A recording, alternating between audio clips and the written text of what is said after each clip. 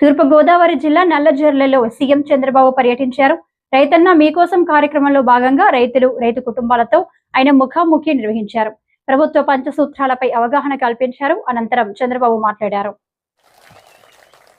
కొన్ని జిల్లాల్లో అయితే ఒక ప్రభంజనం 90,000 95,000 మెజారిటీ. పోలీసులు పక్కకు రావాలి, కొంచెం కనపడాలి. పోలీసులు ఎన్నికరండి, మీరు అనవసరంగా కొంచెం క్లారిటీ ఇవ్వాలి ఎవరన్నా కూర్చున్న వాళ్ళకి. అవన్నీ కూడా చేసే పరిస్థితికి వచ్చింది.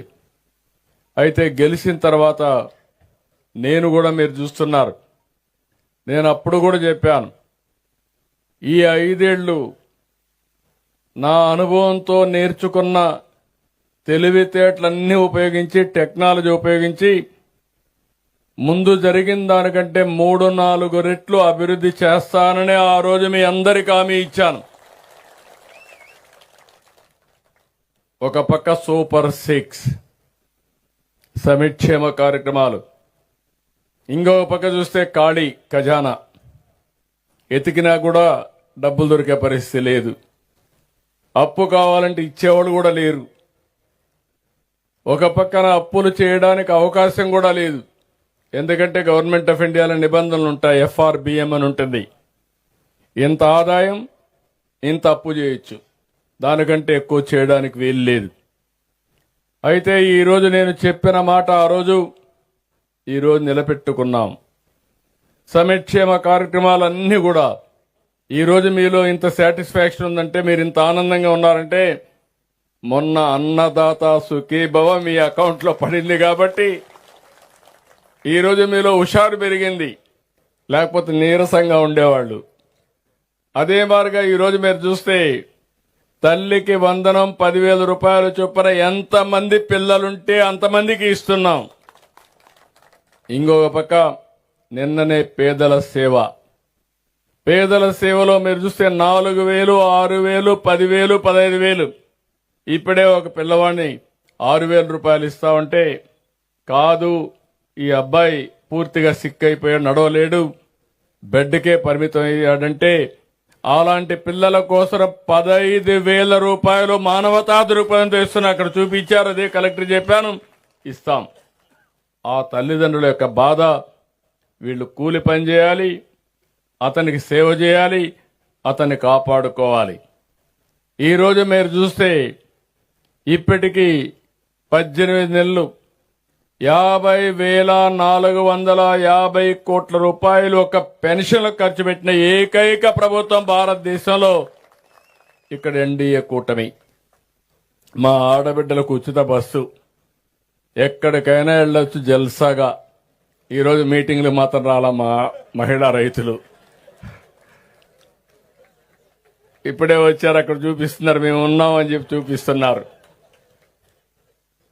కాబట్టి ఇవన్నీ కూడా.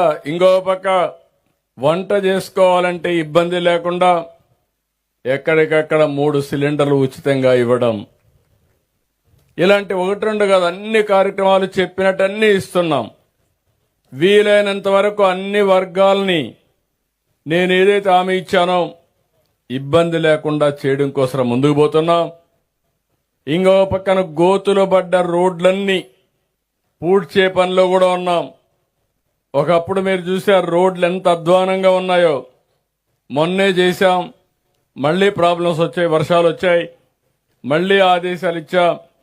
జనవరి పండగ కంటే ముందు ఎక్కడ కూడా ఏ రోడ్లో కూడా పార్ట్ హోల్ ఉండడానికి వీలు లేదు. అది స్పష్టమైన ఆదేశాలు ఇచ్చి అడ్మినిస్ట్రేషన్ పరిగెత్తిస్తున్నాం. ఈ రెండు చేసి ఈరోజు నేను అతి ముఖ్యమైన కార్యక్రమం, జటిలమైన సమస్య, రైతుల సమస్య. ఈరోజు మనందరం గుర్తుపెట్టుకోవాల్సింది, రైతుల సమస్య పరిష్కారం చేయగలిగితే మిగిలిన సమస్యల పరిష్కారం చేయడం పెద్ద కష్టం కూడా కాదు. అందుకే రైతన్న మీకోసమని 6 రోజులు మీ ఇంటింటికి పంపించాం. మిమ్మల్ని కలిశారు, మీరిచ్చినటువంటి ఫీడ్బ్యాక్ తీసుకున్నాం. ఈరోజు మనం ఒకటి గుర్తుపెట్టుకోవాలి, చరిత్రను గుర్తుపెట్టుకోవాలి, భవిష్యత్తుకు ప్రణాళిక రూపకల్పన చేసుకోవాలి. చరిత్రలో మీరు చూస్తే ఈ రాష్ట్రం వ్యవసాయ ఆధారిత రాష్ట్రం. వ్యవసాయం మనకు ప్రధానం. ఆ రోజు నేను హైదరాబాద్ కేంద్రంగా ఉన్నప్పుడు సర్వీస్ సెక్టర్ రావాలి, నాలెడ్జ్ ఎకానమీ రావాలి, తద్వారా ఆదాయం పెరుగుతుందనే ఉద్దేశంతో హైదరాబాద్ని అభివృద్ధి చేశాం. ఈరోజు అది తెలంగాణకు వెళ్ళింది. దానివల్ల ఆ రాష్ట్రంలో మీరు చూస్తే 60% సర్వీస్ సెక్టర్ ఉంది. వ్యవసాయంలో వచ్చే ఆదాయం 14%. రాష్ట్రం విడిపోయినప్పుడు రెండు రాష్ట్రాలు కలిపి 24-25% జీఎస్డీపీ కాంట్రిబ్యూషన్ ఉంటే మన రాష్ట్రం 34%కి వెళ్ళింది. ఈ విషయం, ఇంకొక విషయం కూడా మీరు ఆలోచించుకోవాలి. వ్యవసాయంలో ప్రభుత్వానికి ఆదాయం తక్కువ వస్తుంది. తెలంగాణ రాష్ట్రంలో 100 రూపాయలు జీఎస్డీపీ ఉంటే అందులో 9 రూపాయల 30 పైసలు ప్రభుత్వానికి ఆదాయం వస్తుంది. అదే మన రాష్ట్రంలో 100 రూపాయలు జీఎస్డీపీ ఉంటే 6 రూపాయలే ఆదాయం వస్తుంది.